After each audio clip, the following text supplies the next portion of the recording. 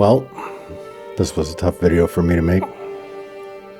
Today marks 3 years since the full-scale invasion of Ukraine. For me, it's been 3 years of losing friends in this senseless war. This is one of the last videos I'm making on this TikTok for the Canada A team. I hope this message makes it to anyone who ever supported the Canada A team, especially financially, but also those who supported us with simple love, kindness, and respect. This is going to be a bit of a long video, so I hope you'll stick with me to the end. It's something I should have done more than a year ago, but a lot of things happened along the way, and it just became a bit overwhelming for me.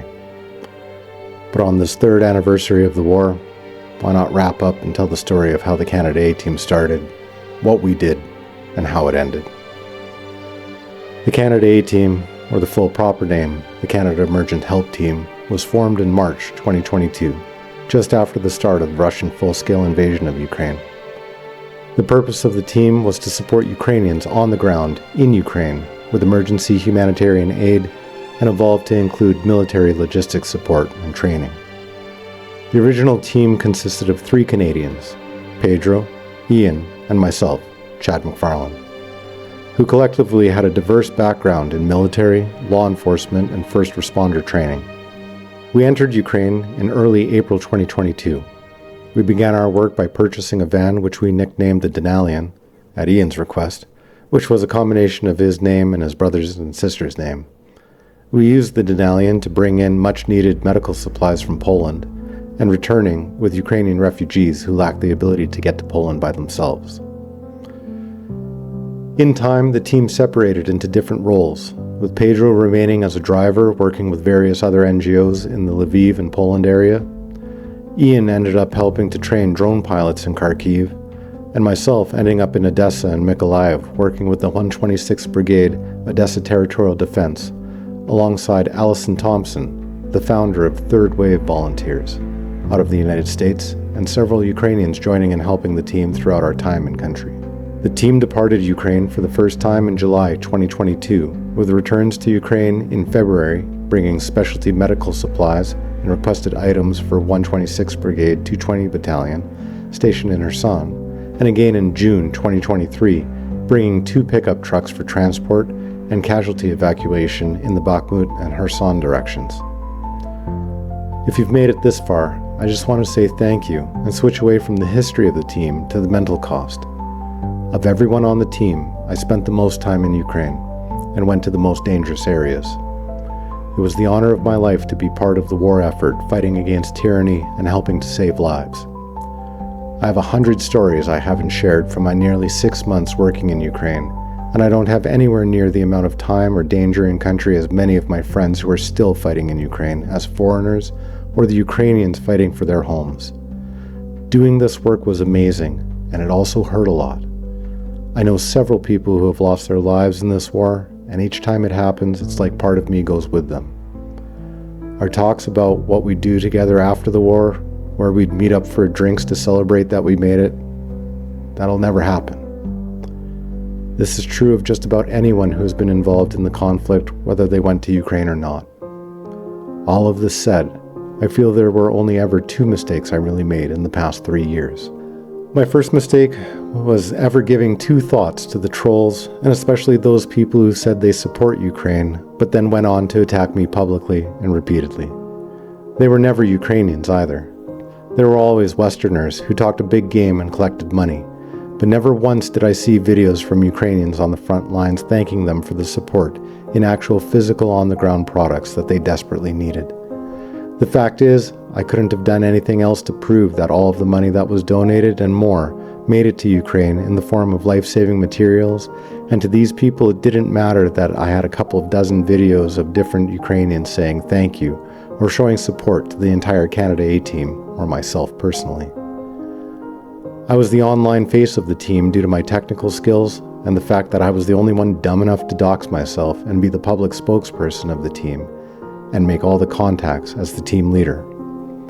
I was the one in the spotlight, and I chose to put myself there for the good of the team and the mission. So I took the heat from everything good or bad.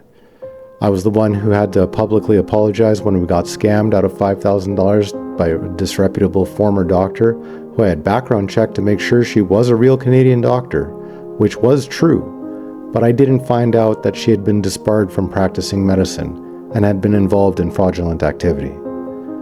Pedro was the one who covered the small shortfall for the van, and then I was the one who covered the rest of the shortfall for our fundraising efforts for medical supplies. I never had to tell anyone anything about that incident, but I believe in transparency and accountability, so I made it public and apologized and took responsibility and rectified the situation within the team using our own personal finances. For that, some people online made videos and commented on lives talking about how incompetent we were and how we defrauded donors. Why? In an effort to get donations themselves, which of course leads me to believe that those making the accusations are guilty of the crimes they accuse others of, one of the most common tactics of grifters. As the public face of the team, I got to be the one accused of everything from being fake and lying about working with the military to pocketing all the money, even though it's ridiculous to think that I had raised more than 14,000 euros in a couple of months for the 2 vehicles, which you can see delivered below. I ultimately ended up using most of a personal $15,000 Canadian line of credit to cover the costs, which included necessary repairs to the trucks before they went to the front lines. I appreciate that people think I had the ability to fraudulently pocket any money, and we did manage to raise tens of thousands of dollars over the course of nearly 2 years. But the amounts of aid we distributed versus the amounts we raised, and the fact that the only thing of personal use for that aid was the fuel we purchased to move around the country. Well, I have no words, other than my bank account certainly is still in the red after more than a year of stopping major humanitarian work for Ukraine. The team all consists of professionals with decent paying middle-class jobs.